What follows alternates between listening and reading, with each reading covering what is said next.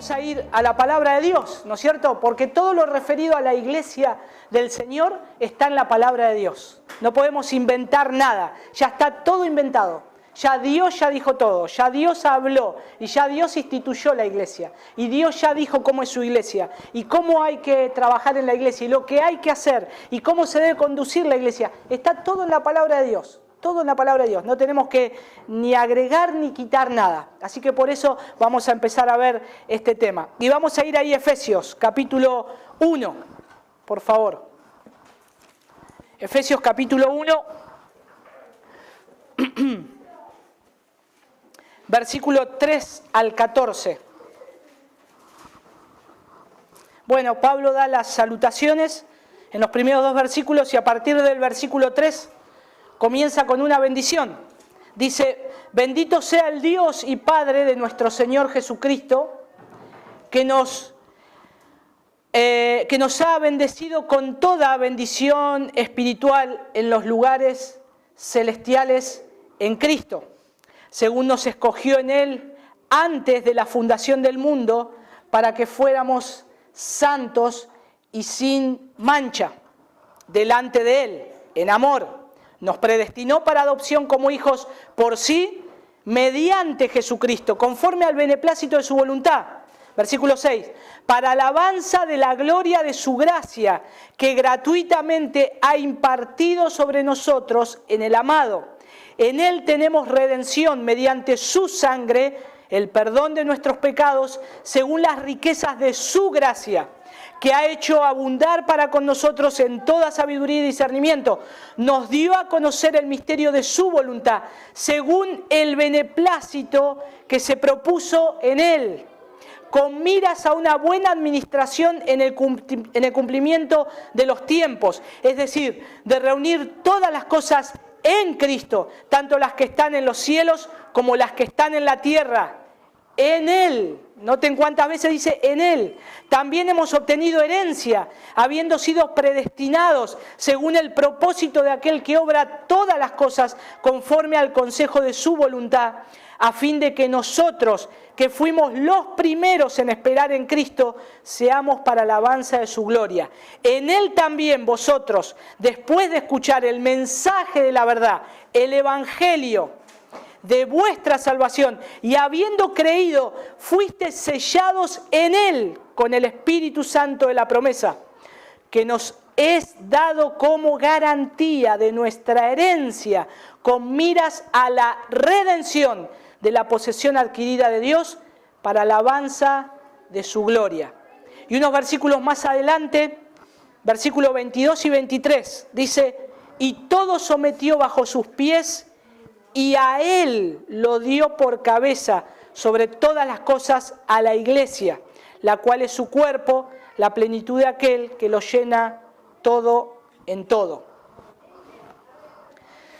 Si tendríamos que dar una definición de qué es la iglesia, ¿cuál sería? Si alguien les pregunta a ustedes, los agarre y díganme qué es la iglesia. Explíquenme qué es la iglesia. ¿Qué le dirían ustedes? ¿Cuál sería una correcta definición? Si les diría cuál es el propósito de la iglesia, ¿qué les dirían ustedes? Y en el día de hoy existen muchos malos entendidos y entre esos se encuentran aún la definición misma de lo que constituye la iglesia, lo que es la iglesia. Hay muchos malos entendidos hoy en la imagen que la gente tiene de la iglesia y lo que verdaderamente significa la iglesia. Por ejemplo, para algunos la iglesia es una institución más, como cualquier institución que hay por ahí, creada por el hombre. Para otros es el edificio, la iglesia, es el edificio físico, con las actividades que contiene adentro. Para otros, o para algunos, es una especie de club social, donde vienen a pasar el tiempo, donde vienen a hacer actividades, donde pasa un lindo fin de semana comiendo, leyendo un poco la Biblia, pero a su vez asistiendo a actividades. Para algunos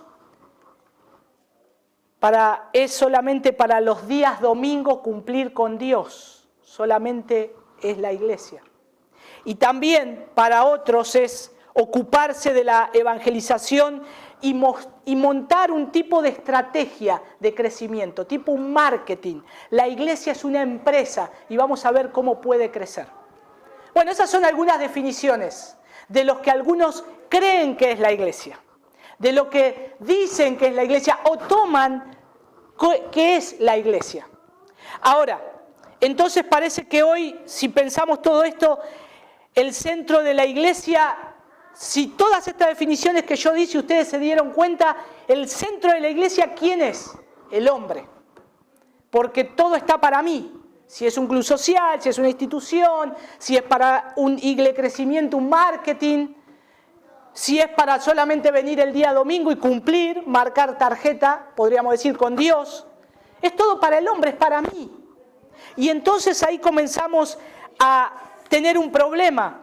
Y entonces la iglesia, al tomar este concepto de que la iglesia es semejante a un club social o hay que hacer una estrategia de marketing, como está toda enfocada hacia el hombre, ¿qué hay que hacer? Estrategias para retener al hombre. Estrategias para que el hombre venga y se sienta cómodo y se sienta bien. Y si cree que es un club social, vamos a darle a ese hermano el club social.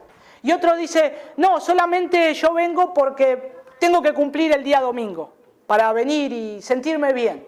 Bueno, quédate sentadito, el mejor banco, la mejor silla para vos para que te sientas bien.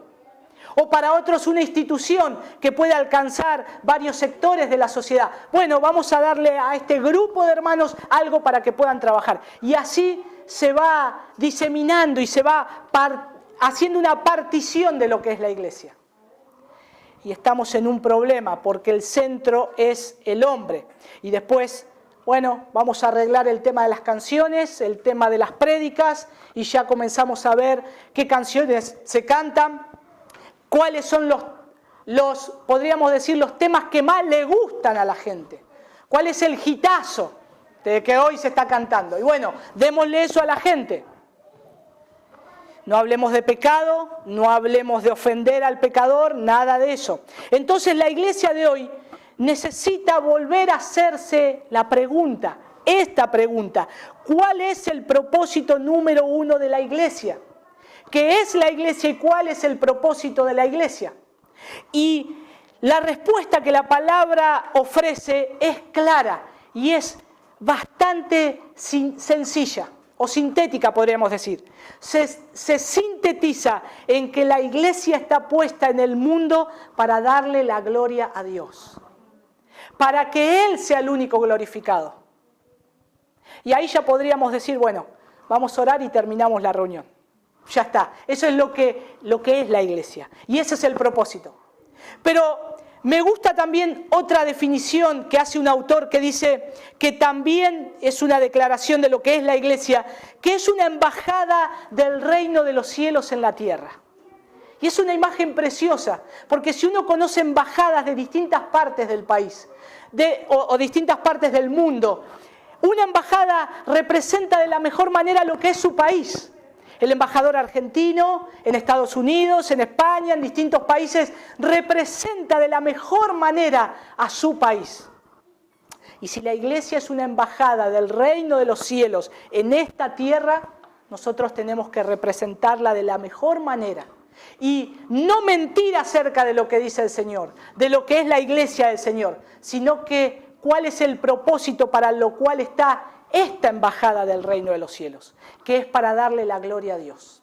Es para darle la gloria a Dios. Y bueno, empezamos ahí con Efesios porque da una imagen de la obra de Cristo en la vida del cristiano, lo que Él hizo conforme a su gracia, lo que Él hizo conforme a su voluntad y todas las cosas que nos dio, pero Él dice que se las dio a la iglesia. Y vamos a estar viendo porque la iglesia no es todas estas cosas que yo dije, estas definiciones, un edificio, una institución, sino que son personas salvadas por la gracia del Señor, de acuerdo a lo que dice ahí Efesios. Y bueno, quiero comenzar con la definición y luego con dos aspectos de la iglesia local y universal, lo que nos dice el Señor, para tener una claridad por qué camino vamos a ir transitando. Y ya con la definición y con la definición de quiénes son los que están dentro de la iglesia y los que son parte de una iglesia local o de la iglesia universal, podamos ir edificando este fundamento en el cual ya está puesto y es Cristo y es Él el que va a edificar su iglesia, el que prometió edificar su iglesia. Y el verdadero significado de la iglesia. Bueno, el nombre de iglesia viene de la palabra compuesta en griego que es eklesia. Y son dos palabras. Ek significa fuera y kaleo significa llamar. Entonces es fácil si la juntamos. Es los que son llamados afuera o llamar afuera, podríamos decir. Y de ahí que la iglesia esté compuesta de un grupo de personas que están llamadas afuera. Un grupo de personas que están llamadas afuera del mundo para formar un reino de sacerdotes que proclamen los atributos de Dios a través de la redención misma. El énfasis de la iglesia está en la unión espiritual de la iglesia con su cabeza, que ¿quién es? Cristo.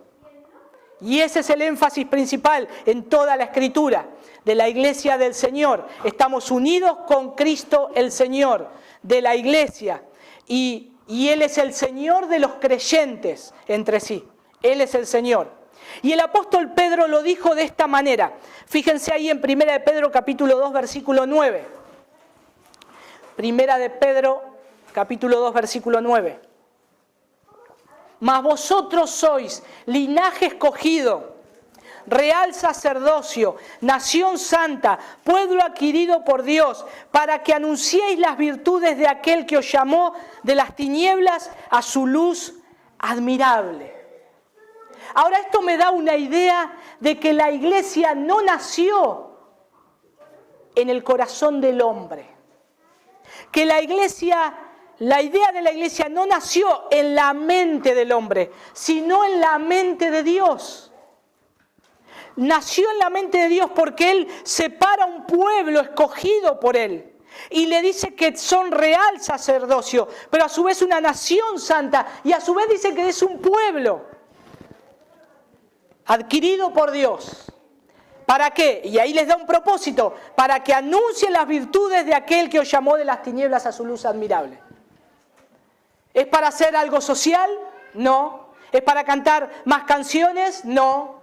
¿Es para que nos sintamos bien entre nosotros y pasemos el tiempo? ¿Una distracción del día domingo o en la semana? No. Tiene un propósito. Y Pedro lo deja claro acá. Es para que anunciéis las virtudes de aquel que os llamó de las tinieblas a su luz admirable.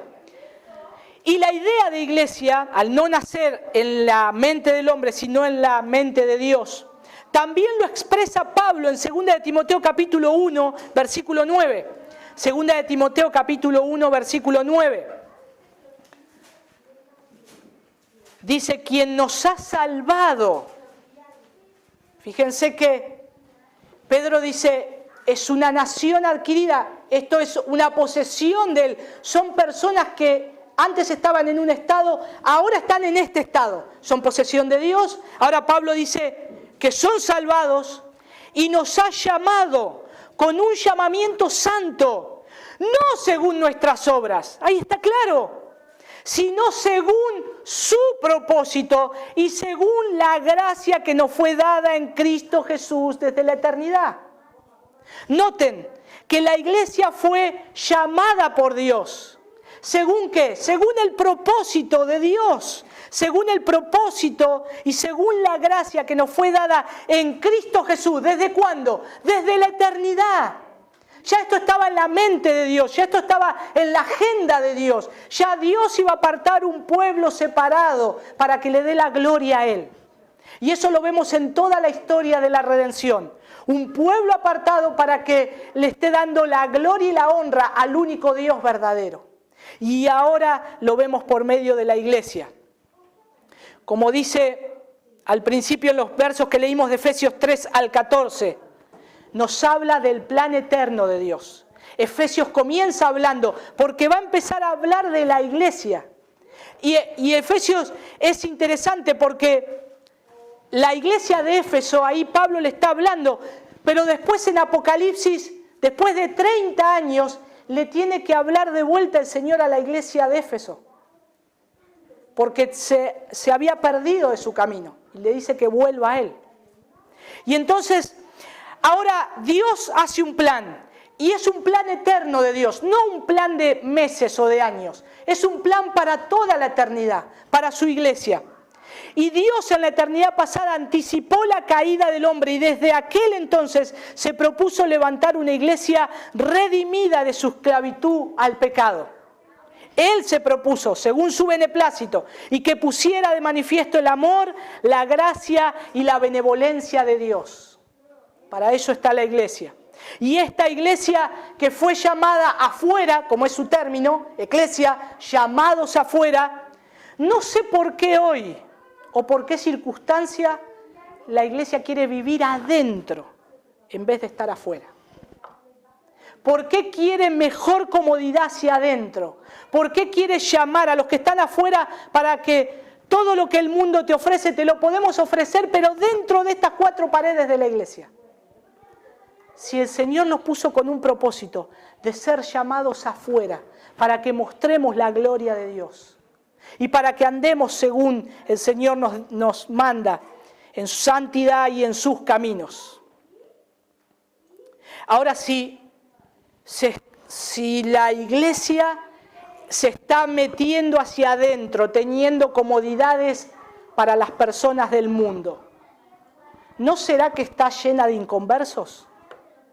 ¿No será que la iglesia ha perdido a Cristo y tiene que volver a encontrar a Cristo? ¿Tiene que volver a encontrar el propósito de la iglesia? Yo creo que eso es lo más probable.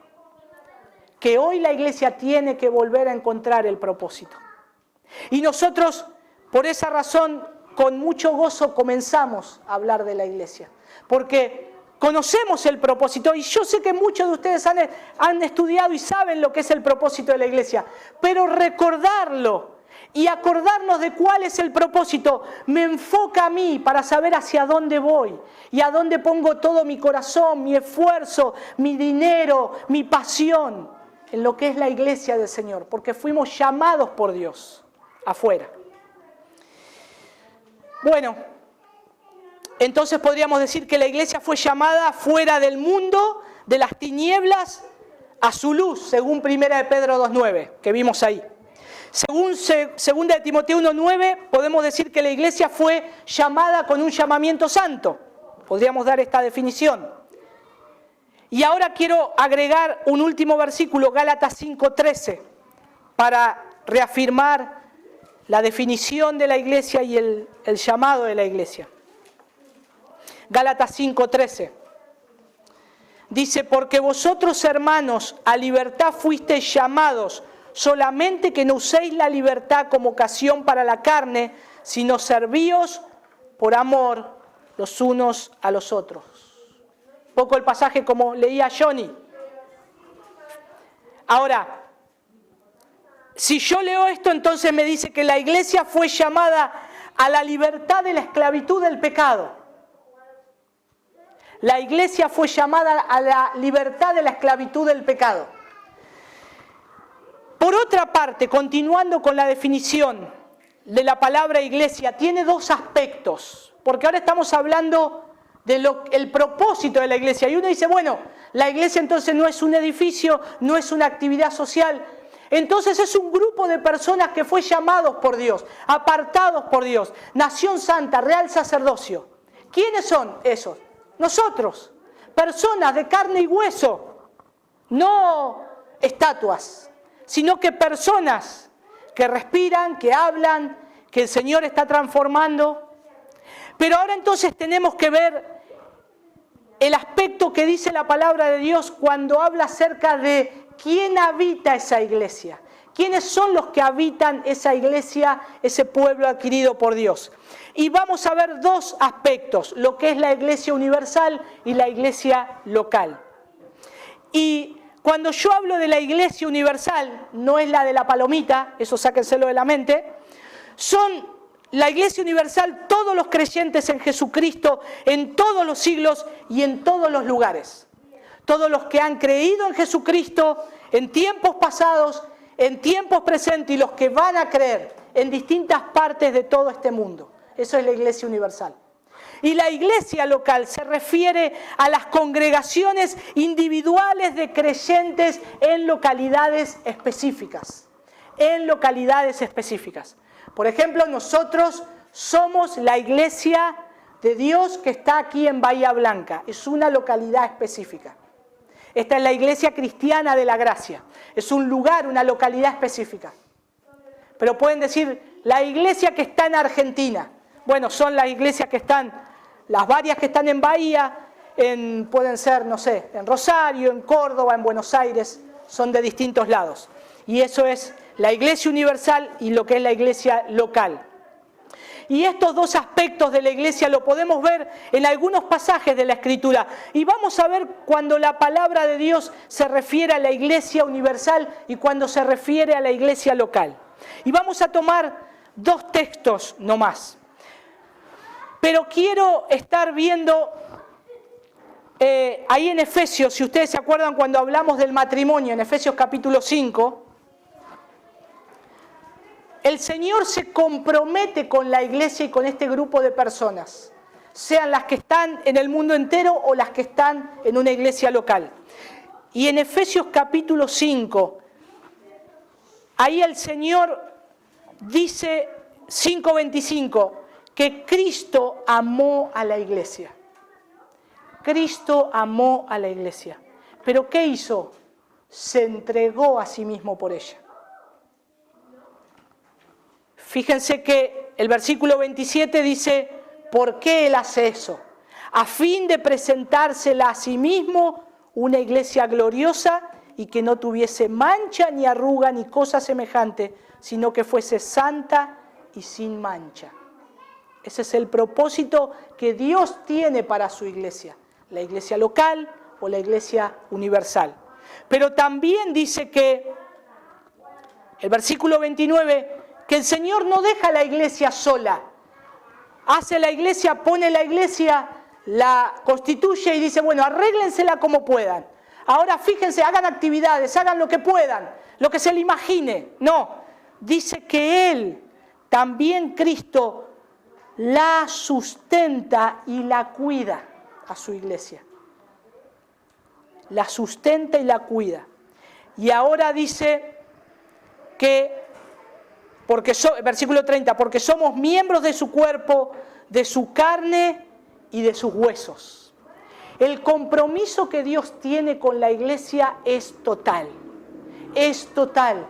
Y Él dijo que iba a edificar su iglesia. Por eso, hermanos, al hablar de la iglesia, lo tenemos que hacer con total temor y temblor delante de Dios. Porque estamos hablando de algo santo. De algo santo, que es de Dios. Y hermanos, tengo mucho temor de tocar algo santo y quedar muerto como Usa. De acercarme a tocar lo que es de Dios, lo que es donde Dios dijo que iba a habitar su presencia, que es santa, sin mancha. Por eso, al estar yendo a ver la iglesia, creo que está bien que tengamos este temor, porque es su iglesia y yo no puedo hablar muy livianamente de su iglesia. Tengo que decir todo lo que Dios dice acerca de su iglesia. Y tengo que exponer todo lo que Dios dice acerca de su iglesia. Porque si no, estamos en problemas, o estoy en problemas.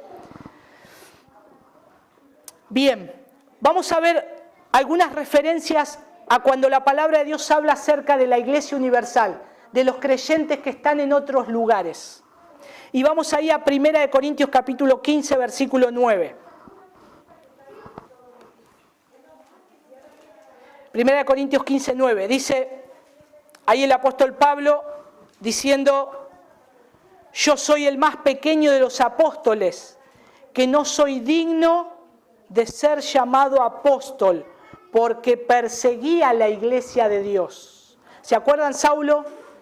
Perseguía la iglesia de Dios. Ahora imagínense que Dios toma tan en serio la iglesia, que Dios ama tanto a su iglesia, que Dios dice, la iglesia es mi cuerpo, la iglesia es mi carne, es mis huesos.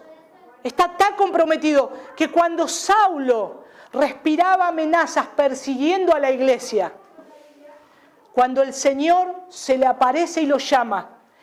Dios mismo, Jesús mismo le dice: Saulo, Saulo, ¿por qué me persigues?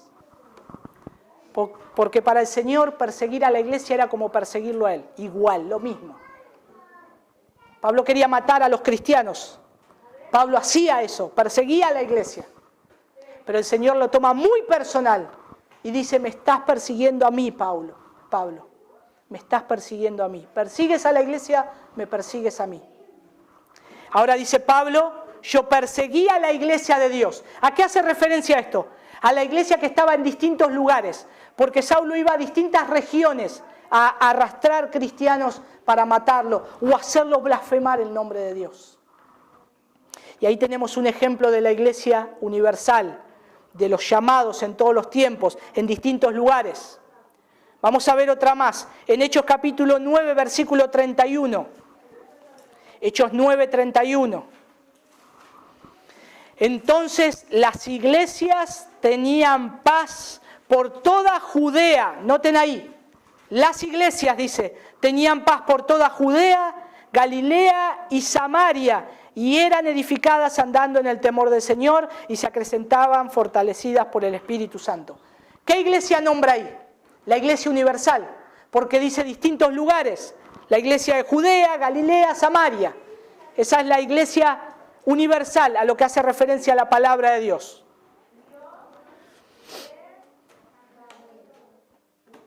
Ahora, hace referencia a la iglesia local, porque habla de iglesias individuales. Iglesias individuales. Dice las iglesias que estaban en Judea, en Galilea y en Samaria. No dice como Pablo el término la iglesia de Dios, sino que iglesias que están en un lugar específico. Es una iglesia local, una iglesia que está en un lugar específico. Vamos a ver otro ejemplo de iglesia local. Primera de Tesalonicenses 2:14.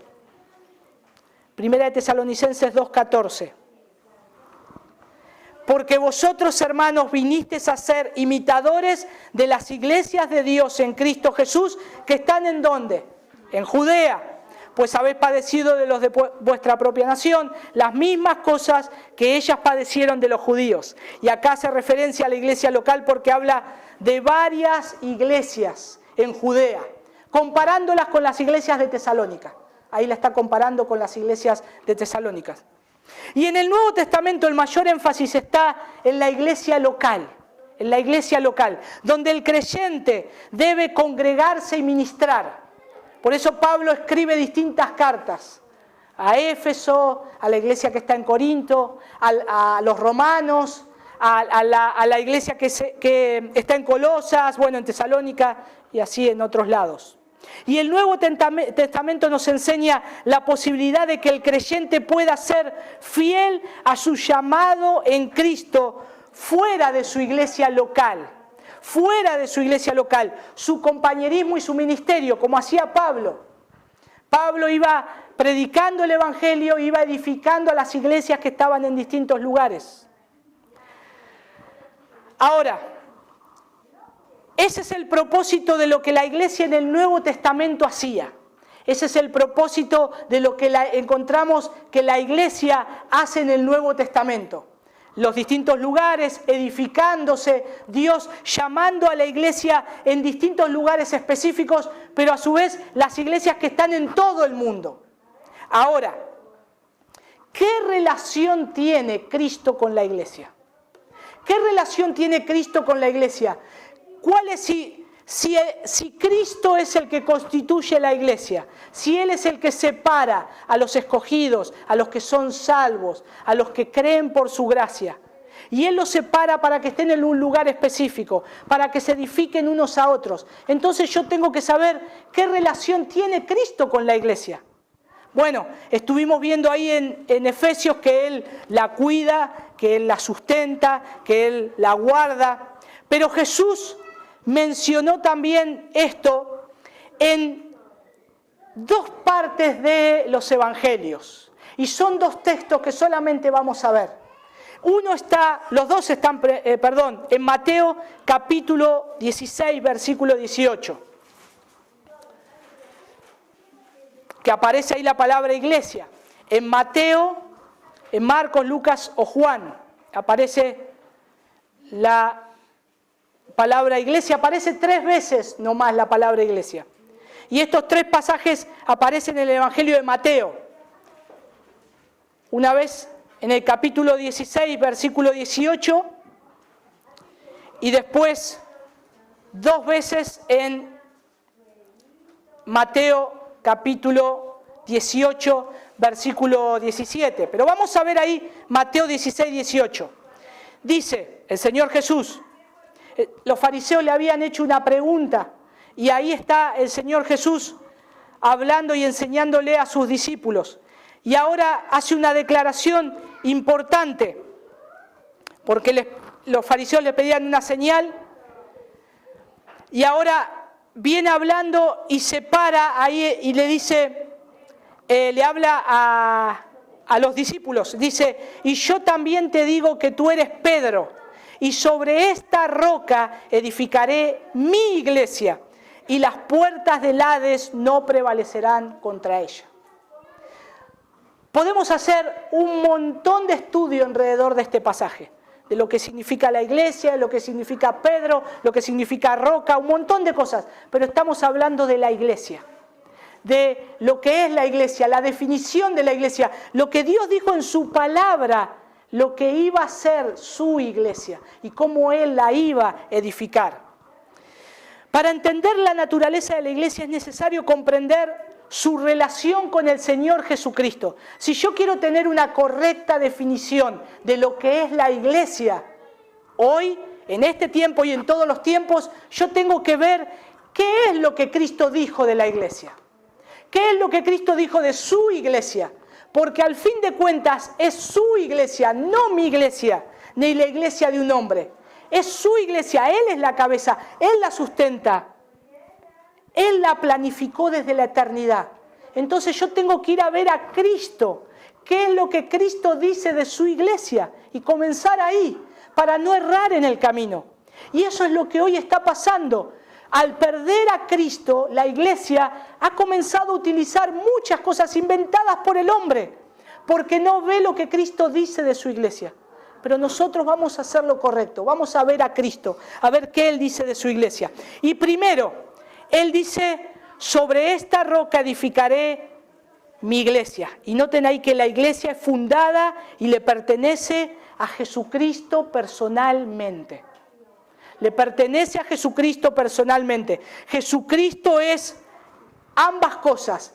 Es el poseedor de la iglesia y el fundador de la iglesia. Jesucristo es el único poseedor de la iglesia y es el único que pone la roca de la iglesia. Es el fundador, es la piedra de la iglesia. Porque dice, y sobre esta piedra, bueno, dice sobre esta roca. Y hay algunas diferencias ahí a veces con los nombres.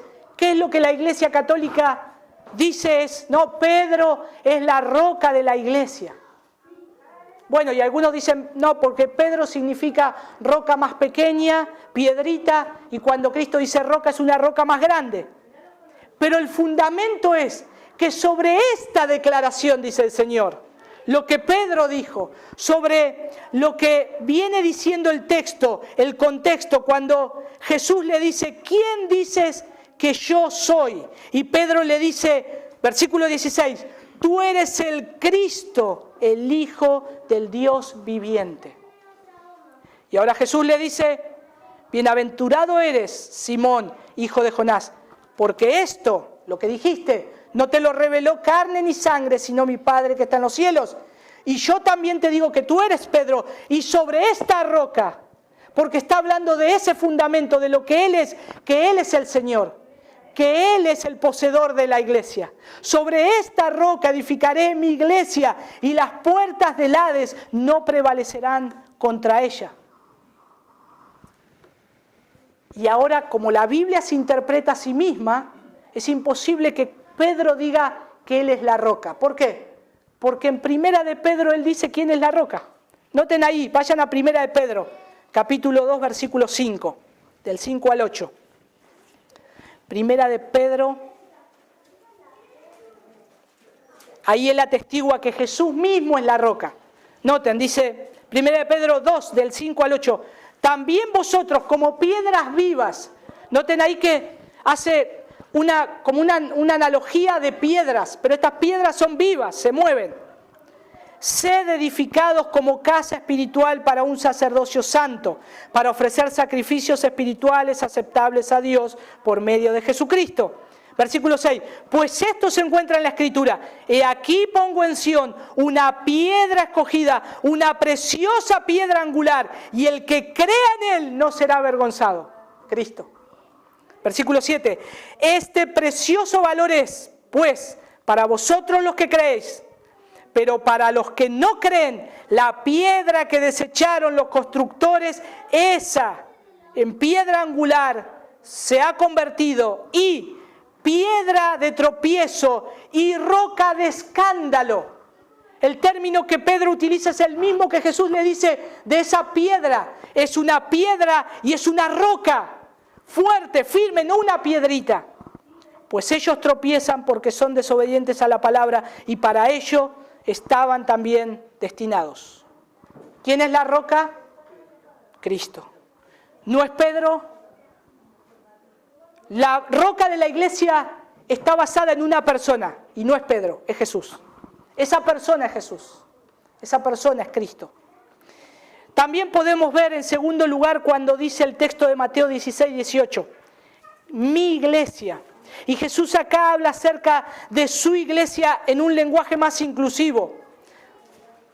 Porque sería irrealista pensar que Dios está hablando cuando dice mi iglesia, pensar que Jesús ilustra exclusivamente una iglesia local, una iglesia de un lugar. Los discípulos ahí, esta es mi iglesia, ustedes los 12 son mi iglesia. No está diciendo. Cuando él dice mi iglesia, él no está hablando de la iglesia en Jerusalén, por ejemplo, ¿no? Y excluyendo a la iglesia de Antioquía.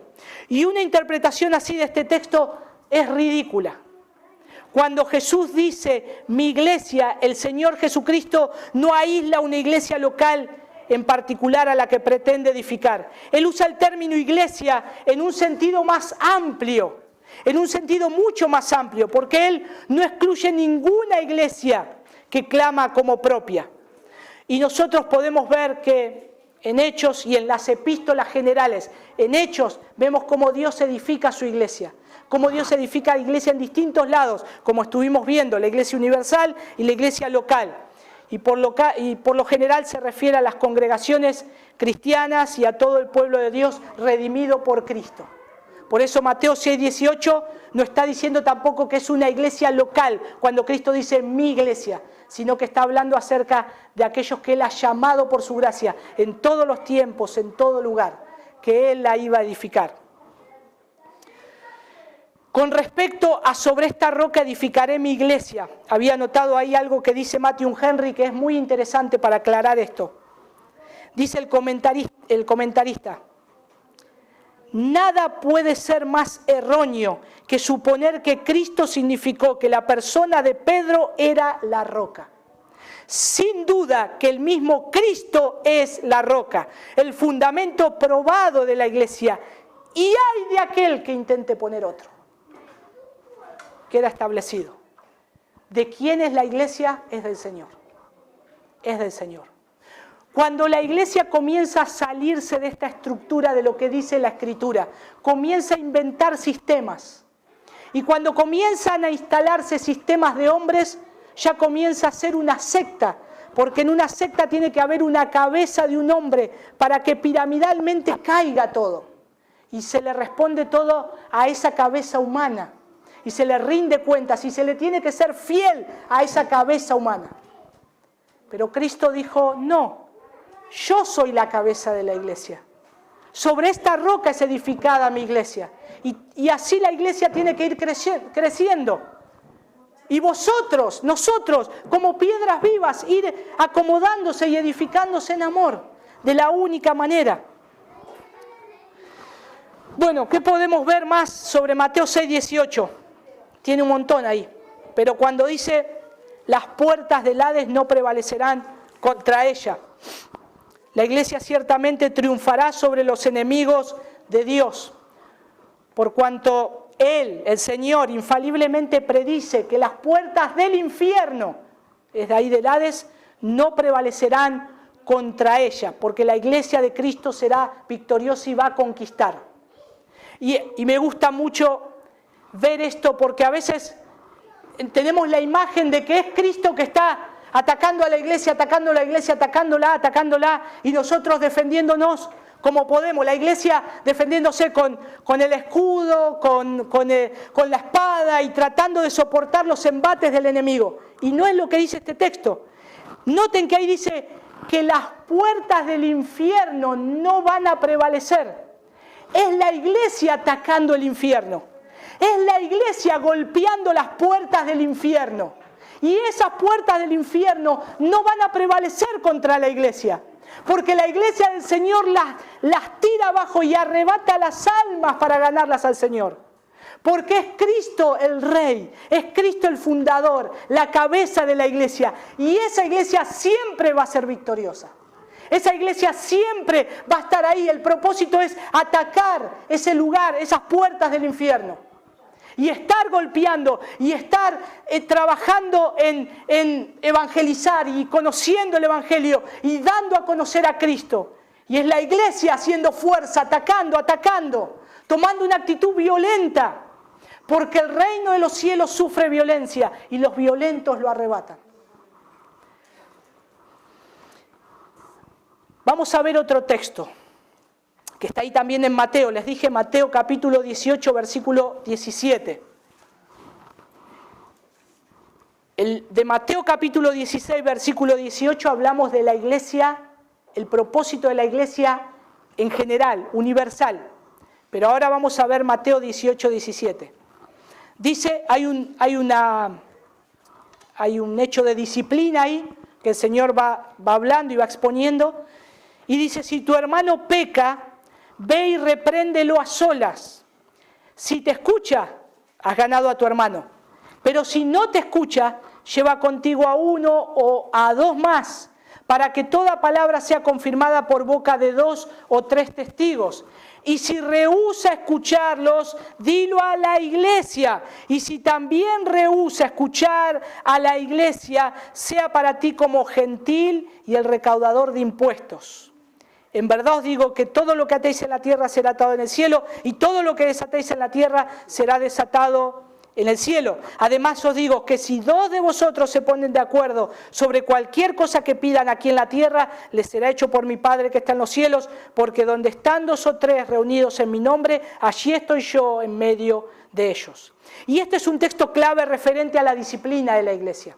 También lo podemos ver correctamente. Y tratar el tema de lidiar con el pecado entre los discípulos de Cristo. Y dice que si tu hermano peca contra ti, debes hacerle ver su falta en privado, en primer lugar, en privado. Si no te escuchara en privado, debes llevar a 2 o 3 testigos contigo para establecer toda palabra que se hable en esa charla. Y si no escuchara al pequeño grupo, el tema ha de ser llevado a la iglesia. Y fíjense que acá dice en primer lugar, claramente ahí, la iglesia. Describe a un grupo de gente en particular. Es la iglesia. Pero, si se fijan en el texto, la iglesia puede escuchar. Tiene oídos. Tiene oídos. Porque dice, dilo a la iglesia. La iglesia tiene oídos. Puede escuchar. Por supuesto, porque nosotros somos los que hemos sido salvados por el Señor. Es una iglesia que puede escuchar. Ahora, la iglesia también es capaz de hablar. Porque dice, si rehúsa escuchar también a la iglesia, que sea tenido por gentil y publicano. Entonces vemos que la iglesia para el Señor es una iglesia que es activa, que puede hablar y puede escuchar. No es una iglesia que está estática. No somos una iglesia que permanece estática recibiendo del Señor. Es una iglesia activa que hace estas cosas, que oye, que escucha. Ahora, en segundo lugar, noten que dice y habla de que la iglesia es un grupo específico de gente.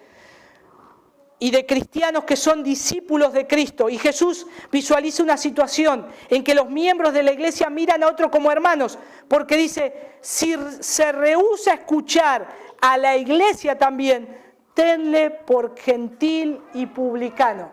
O sea, la iglesia ve que ese hombre que se lo está corrigiendo antes era un hermano. Ahora dice, no, ahora es un gentil y publicano.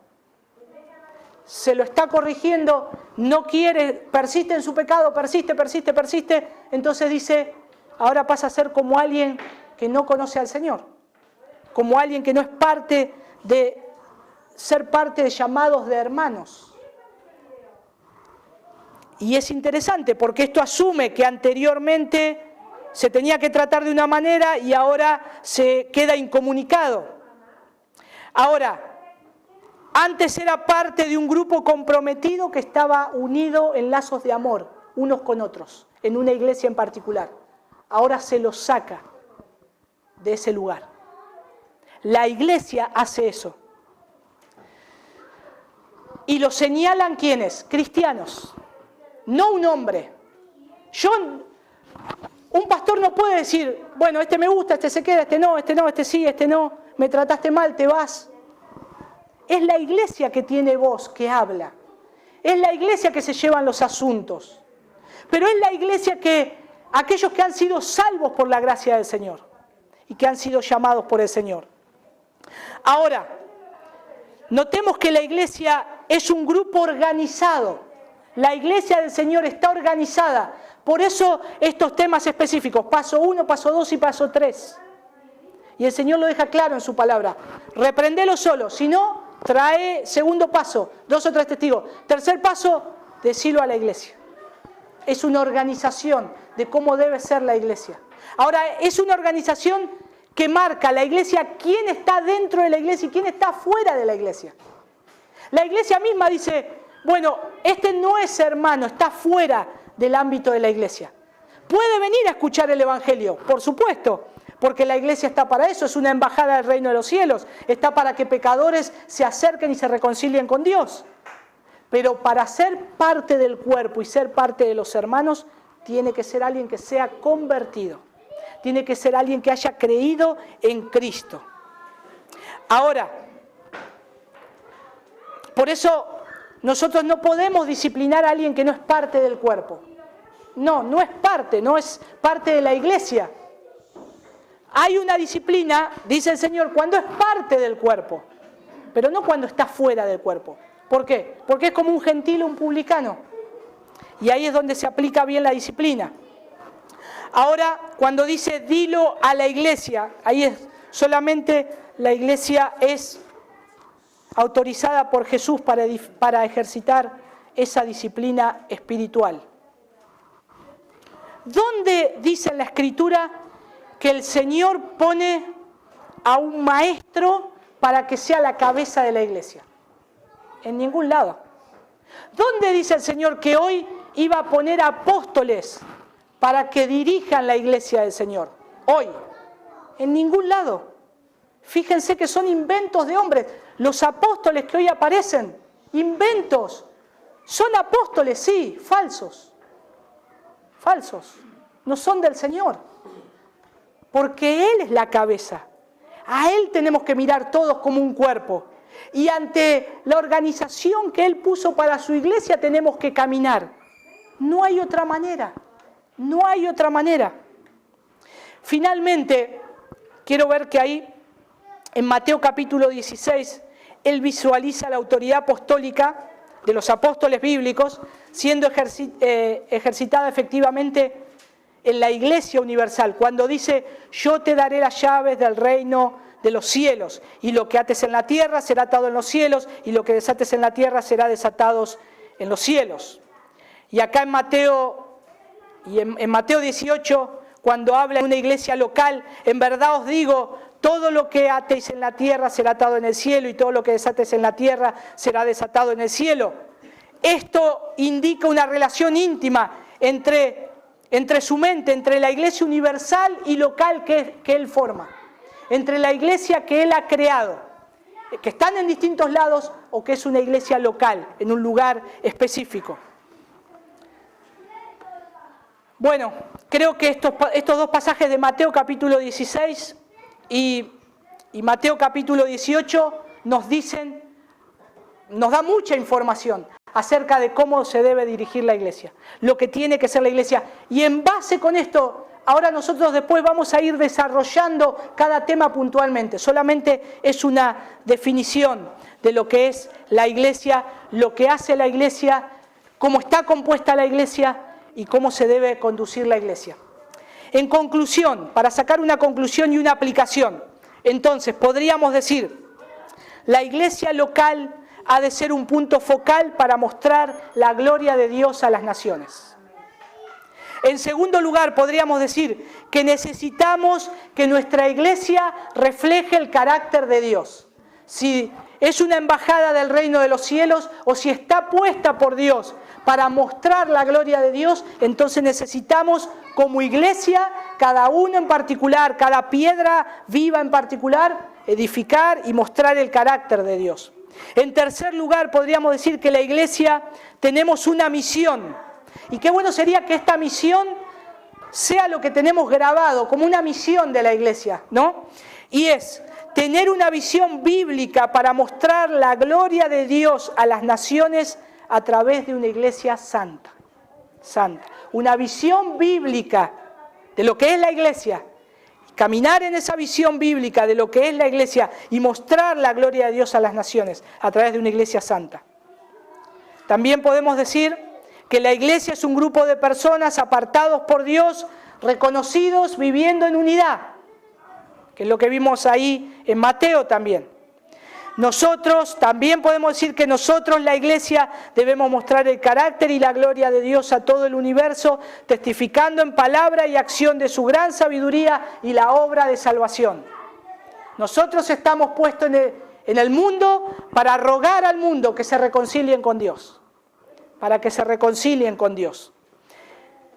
La misión de la iglesia podríamos resumirla que está puesta, como dijo Pablo en 1 Corintios capítulo 15, versículo 3. Pablo dice, porque primeramente os he enseñado lo que asimismo recibí. ¿Qué tenemos que hacer? Enseñar lo que recibimos de Cristo, de su palabra. No agregar ni quitar nada.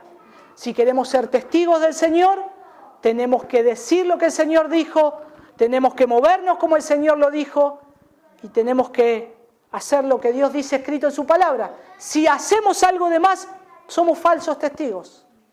No somos testigos del Señor.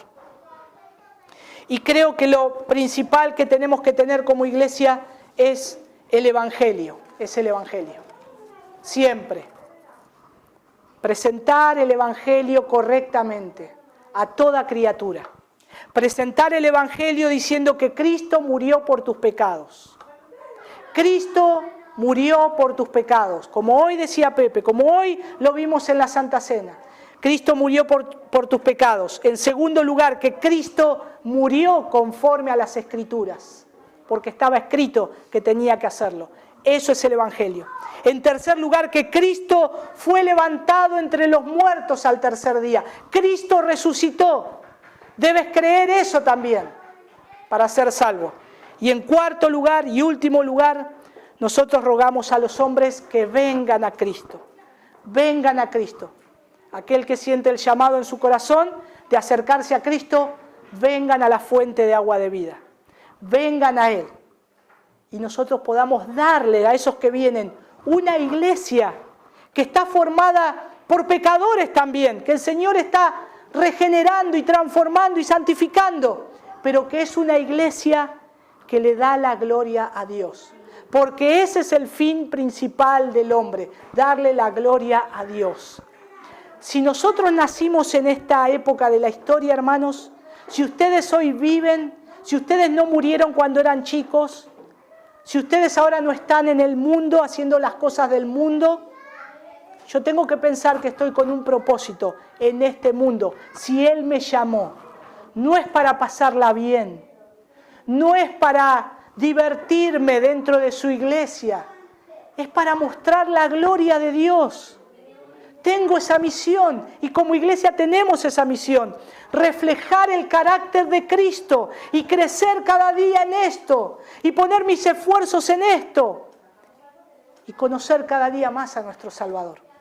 Que esa sea nuestra misión, hermanos, y oramos y rogamos al Señor que al ver esta serie de la iglesia podamos ser alentados, motivados, que podamos comenzar cada día diciendo, tengo un propósito en el cual vivir, que es mostrar el carácter de Dios, porque soy parte de un cuerpo y de una iglesia.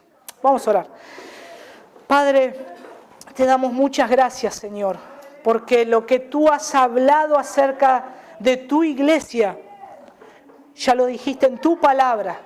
Señor, te doy gracias, porque es tu iglesia, tú has dado tu vida por tu iglesia.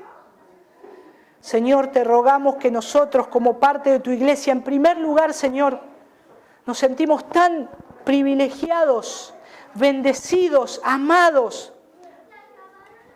porque no merecíamos ser parte, Señor, de algo tan santo, tan sublime. Señor, si nos miramos, vemos que, Señor, estábamos muertos, no podíamos acudir a ti. Pero tú quisiste resucitarnos, llamarnos para tu gloria, ponernos en una iglesia que es tu iglesia, que es la iglesia del Dios vivo, como dice tu palabra, columna y baluarte de la verdad. Ayúdanos a caminar de acuerdo a este propósito cada día. Al pensar en tu iglesia, Señor, cada día de la semana, orar por los hermanos, cómo edificar la iglesia, qué podemos, Señor, estar haciendo para extender tu evangelio, para que otros se reconcilien contigo en esta ciudad, Señor. Si permites que esta iglesia permanezca, Señor, ya casi 7 años, Señor, tienes un propósito, Señor, y es darte la gloria a ti, Señor. Que no perdamos de vista esto nunca, Señor. Te rogamos, Padre, que sigamos fiel a tu llamado. Y esperamos cuando vengas a buscar a esa iglesia preciosa, santa, sin mancha ni arruga. Señor, gracias porque tú prometiste que lo ibas a hacer. En el nombre de Jesús. Amén. Señor les bendiga, hermano.